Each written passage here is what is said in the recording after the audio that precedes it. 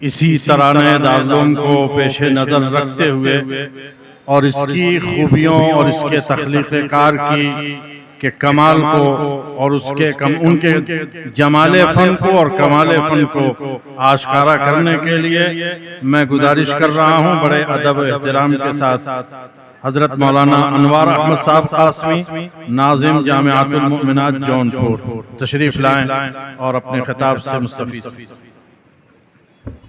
نحمدہ و نصلی علی رسول الکریم، اما بعد۔ صدر محترم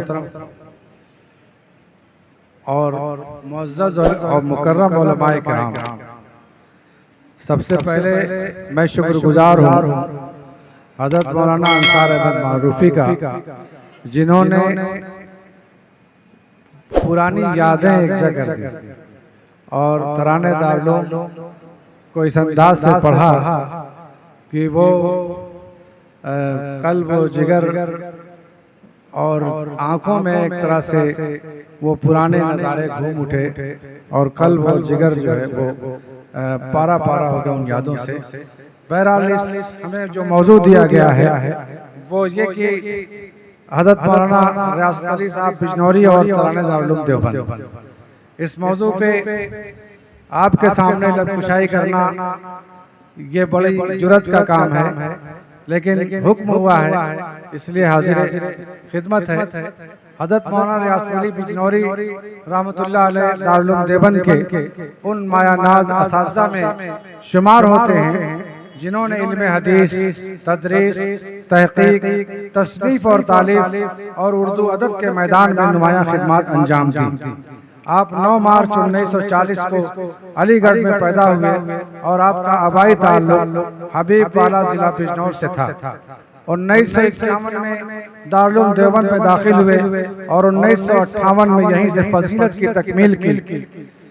بعد ازاں 1972 میں دارالعلوم دیوبند میں مدرس مقرر ہوئے اور تقریباً 45 سال تک تدریس کی خدمات انجام دیتے رہے۔ حضرت مولانا ریاست علی کی شخصیت صرف ایک بلند پایہ محدث اور مدرس کی نہیں بلکہ آپ اردو زبان و ادب کے بھی صاحب کمال ادیب اور شاعر تھے۔ آپ کا شعری مجموعہ نغمہ سحر کے نام سے شائع ہوا۔ آپ کا تخلص ظفر تھا۔ دارالعلوم دیوبند کی ادارت، شعبہ تعلیمات کی نظامت اور شیخ الہند اکیڈمی کی نگرانی جیسی اہم ذمہ داریاں آپ نے انجام دیں۔ ترانہ دارالعلوم دیوبند ایک ادبی شاہکار۔ حضرت مولانا ریاست علی بجنوری رحمت اللہ علیہ کے ادبی زندگی کا سب سے زیادہ معروف اور یادگار ترانہ دارالعلوم دیوبند ہے۔ یہ محض ایک ترانہ نہیں بلکہ دارالعلوم دیوبند کی تاریخ، علمی خدمات، اکابر کی قربانیوں، دینی فکر اور ادارے کے علمی کردار کا منظوم تعارف ہے۔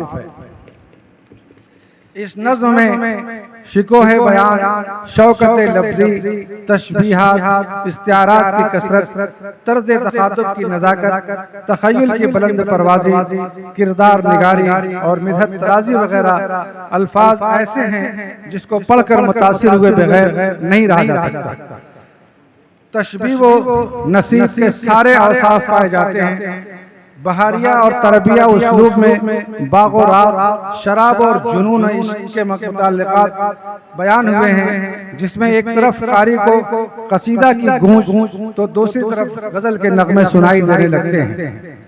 تربیہ اور نشاطیہ مضمون باندھنے میں باغ و بہار کے درج ذیل الفاظ منتخب کیے گئے ہیں، جس میں گل، گلشن، بلبل، غنچہ، شاخ، گلبانگ، ساون، خوشبو اور زو، برکھا، رت، کلزم، دریا، جو، موج، کوہسار اور متعلقات شراب و عشق میں پیر مغاں، صنم خانہ اور حرم وغیرہ الفاظ استعارہ کے لیے منتخب کیے گئے ہیں۔ اس طرح علم معرفت اور جذبہ اشاعت اسلام اور بقائے دین کی استعارات نے اس نظم کو شاہکار بنا دیا ہے۔